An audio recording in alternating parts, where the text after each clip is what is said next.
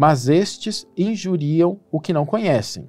Por outra parte, as coisas que conhecem fisicamente, como os animais irracionais, só servem para perdê-los. Emmanuel intitula o seu comentário Guardai-vos.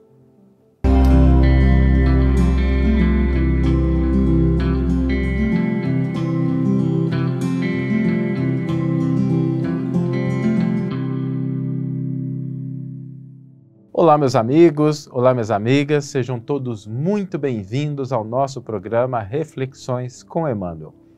E hoje nós vamos refletir sobre uma postura que normalmente a gente encontra no nosso cotidiano, que é a postura que as pessoas assumem às vezes de criticar, de reclamar, de ceder espaço ao pessimismo.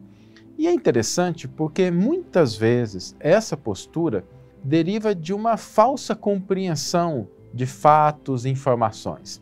No mundo em que nós temos as fake news, em que a quantidade de informações que circula pela internet, pelos grupos de WhatsApp, é extraordinária, vez ou outra a gente acaba cedendo espaço para uma avaliação que não foi assim lá muito bem feita. A pessoa lê a headline, lê a primeira linha e aí já forma um juízo, estabelece uma postura e emite uma opinião.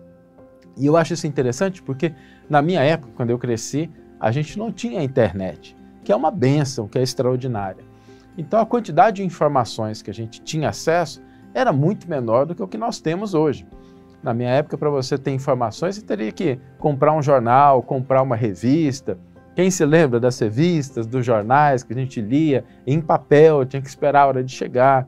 Ou então telejornais que eram disponibilizados em horários específicos. Hoje não, hoje qualquer pessoa em casa pode emitir uma opinião, fazer uma avaliação de uma determinada situação e colocar isso na internet e eventualmente isso pode até alcançar pessoas do outro lado do planeta.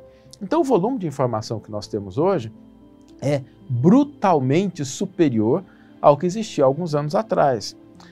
E por isso é importante que a nossa postura seja uma postura de entendimento em relação ao que é que nós estamos recebendo, para que a gente não caia na ingenuidade, para que a gente não ceda espaço a, às vezes, uma coisa que não é lá tão verdadeira, ou uma avaliação enviesada, porque se a gente ceder espaço a isso, nós vamos somar energia, esforço com a desinformação, a gente vai somar energias, às vezes, com coisas que não estão corretas, e às vezes a gente acaba reclamando, criticando, menosprezando elementos que, na verdade, não tem nada a ver com aquilo, que uma leitura mais cuidadosa, que uma avaliação mais aprofundada, demonstrariam que os fatos, as informações verdadeiras, não são exatamente aquilo que está expresso naquela postagem que a gente está lendo, naquela informação que a gente recebeu. E esse cuidado ele é muito importante porque cada vez mais nós somos convidados a fortalecer o bem, a divulgar o bem, a criar elementos que possam contribuir com a paz, com o crescimento, com o progresso, e isso exige de cada um de nós, não que nós ignoremos os problemas, porque isso seria ceder espaço à ingenuidade, à negligência, mas que a gente possa lidar com problemas que sejam reais, com situações realmente que apresentem desafios, e mais importante, que a gente realmente entenda os limites da nossa informação sobre determinada situação. Para que a gente não caia nesse equívoco de fortalecer as fake news, de ceder espaço na nossa mente para informações que não são verdadeiras, para divulgar o mal, para reclamar, existem duas posturas fundamentais. A primeira delas é que nós precisamos conhecer o que nós conhecemos, saber o que nós sabemos, ter consciência de qual é o domínio que nós temos sobre determinada informação, sobre determinado campo do conhecimento, e esse é o primeiro ponto. Olha, sobre esse assunto eu conheço até aqui, entendo esses detalhes, já conversei com determinadas pessoas, já me aprofundei nesse aspecto, então conhecer o que nós conhecemos. E o segundo elemento é a gente conhecer o que nós desconhecemos. E aqui é onde mora o perigo, porque normalmente nós julgamos que sabemos muito mais do que o que de fato nós sabemos. Às vezes a gente julga que compreende uma situação de uma maneira muito mais profunda do que aquilo que realmente nós conhecemos. Isso acontece em todas as áreas.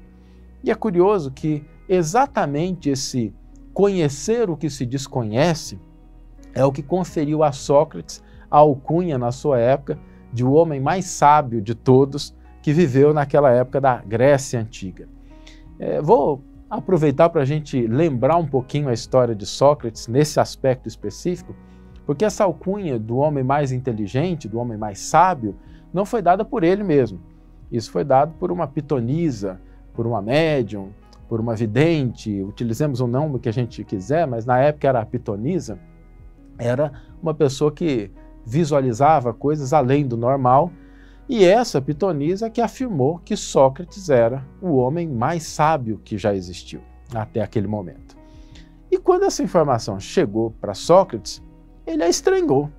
Ele fez uma avaliação do que ele era capaz de raciocinar, dos conhecimentos que possuía, e não entendeu por que a pitonisa havia estabelecido que ele era o homem mais sábio. E ele começou a conversar com outras pessoas, caminhar, porque na visão dele existiam homens muito mais sábios do que ele. Ele começou a perguntar para as outras pessoas sobre o que elas faziam, sobre o que elas conheciam, para justificar esse ponto de que, olha, ele não conhecia tudo. E ele procurou um político, inicialmente, e começou a conversar com o político.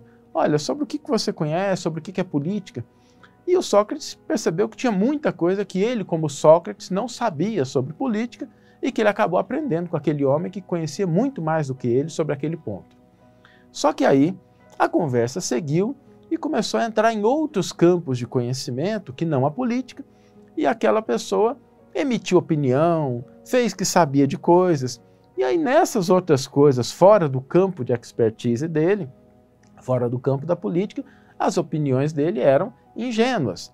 E Sócrates percebeu que aquela pessoa entendia de política, mas não entendia de outras áreas do conhecimento, muito embora julgasse que entendesse. Sócrates saiu dali e encontrou um ferreiro, as pessoas que trabalham com ferragem, e começou a conversar com o ferreiro sobre ferragens, sobre a produção de ferraduras, de espadas, de utensílios, e percebeu que aquele homem conhecia muito daquele assunto. Era um especialista. Sócrates aprendeu muita coisa com ele. Só que, a exemplo do primeiro, quando a conversa se direcionou para outros temas, o ferreiro continuava emitindo opiniões como se ele dominasse esses outros campos do conhecimento com a mesma profundidade daquele em que ele era realmente um expert. E acabou dizendo muitas coisas que não faziam sentido. Sócrates continuou a sua peregrinação e encontrou um homem que cuidava de cavalos e começou a conversar com ele sobre a criação de cavalos. E ele percebeu que aquele homem conhecia profundamente o assunto. Sócrates aprendeu muito com ele. Só que a conversa, quando derivava para outros temas, o criador de cavalos tentava demonstrar o mesmo conhecimento, a mesma postura que ele tinha sobre a criação de cavalos com os outros assuntos que ele não dominava tão bem. E por essa razão, Sócrates, depois de ter conversado com muitas e muitas pessoas, chegou à conclusão de que o que o diferenciava em relação às outras pessoas, e que talvez essa fosse a razão pela qual a pitonisa do templo de Delfos teria dado a ele essa alcunha de homem mais sábio, é que ele sabia o que ele não sabia. Ele conhecia a própria ignorância. Ele entendia que determinados assuntos ele não era um especialista. Ele não conhecia em profundidade e por isso ele não tentava se arrogar à posição de conhecedor, agir com vaidade, às vezes com orgulho e emitir opiniões sobre aquilo que ele desconhecia. Então, o que caracterizava Sócrates como o homem mais sábio não era o volume de coisas que ele sabia, mas efetivamente a sua consciência sobre aquilo que ele desconhecia. E a gente pode utilizar o exemplo de Sócrates para tomar posturas mais sábias no nosso dia a dia, entendendo o que nós sabemos, sem a gente abandonar isso, sem a gente se menosprezar, sem a gente deixar de reconhecer o assunto do qual a gente de fato tem domínio, mas também a gente não julgar que conhecemos coisas que na verdade nós desconhecemos. Por isso, no mundo em que nós vivemos, com muita informação, vale muito o exemplo de Sócrates para que nós possamos cultivar a sabedoria através do reconhecimento dos limites do que nós conhecemos. Porque quando a gente reconhece esses limites, a gente age no sentido de buscar informação, de entender um pouco mais, e não simplesmente de emitir opiniões que muitas vezes vão se mostrar lá na frente equivocadas, erradas e que podem ter contaminado muitas outras pessoas por um ato, às vezes, de negligência da nossa parte, um ato que a gente cometeu que não devia tomar cuidado com ele. Vamos ler agora a íntegra do versículo e do comentário que inspiraram a nossa reflexão de hoje. O versículo está na carta de Judas, capítulo 1, versículo 10. Esse Judas não é o Judas Iscariotes, que traiu Jesus, é um outro apóstolo que também tinha esse mesmo nome, e tem uma carta no Novo Testamento que é atribuída exatamente a esse apóstolo. O versículo nos diz: mas estes injuriam o que não conhecem. Por outra parte, as coisas que conhecem fisicamente, como os animais irracionais, só servem para perdê-los. Emmanuel intitula o seu comentário Guardai-vos. Em todos os lugares, encontramos pessoas sempre dispostas ao comentário desairoso e ingrato relativamente ao que não sabem.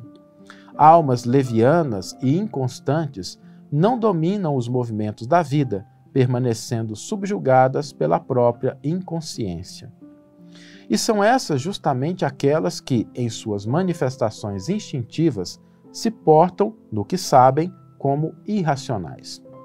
Sua ação particular costuma corromper os assuntos mais sagrados, insultar as intenções mais generosas e ridicularizar os feitos mais nobres.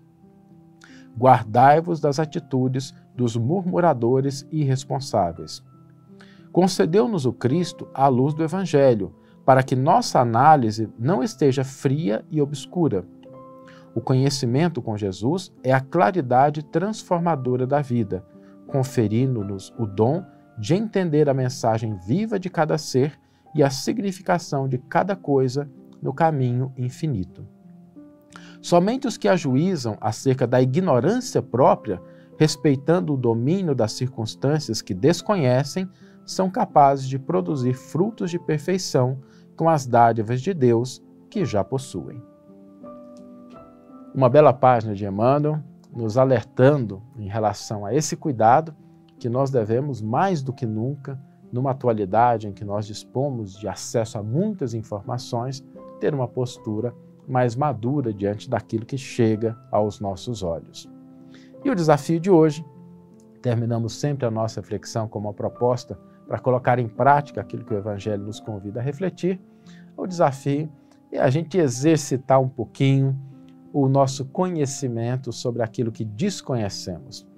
Antes da gente divulgar uma coisa, antes da gente emitir uma opinião, antes da gente criticar, antes da gente maldizer, principalmente sobre as posturas negativas em relação ao outro, em relação a pessoas, circunstâncias, vamos avaliar um pouquinho se nós já dominamos todos os elementos daquela circunstância, se a gente já leu o suficiente, se a gente já cotejou várias informações, ou se a gente está baseando a nossa informação simplesmente numa headline, ou pior, numa opinião alheia, que pode também estar equivocada. E quando a gente descobrir que, de fato, a gente tem uma opinião, mas que a gente não aprofundou muito, que a gente não conhece em profundidade aquele assunto, vamos refluir um pouco e entender que, se desconhecemos algo sobre um determinado assunto, melhor é que nós silenciemos para que a gente não caia na situação de engrossar o caldo da desinformação, engrossar o caldo das pessoas que divulgam coisas ruins e que acabam prejudicando outros simplesmente porque desconhecem aquilo que desconhecem. Que você tenha uma excelente manhã, ou uma excelente tarde, ou uma excelente noite e que possamos nos encontrar no próximo episódio. Um grande abraço e até lá.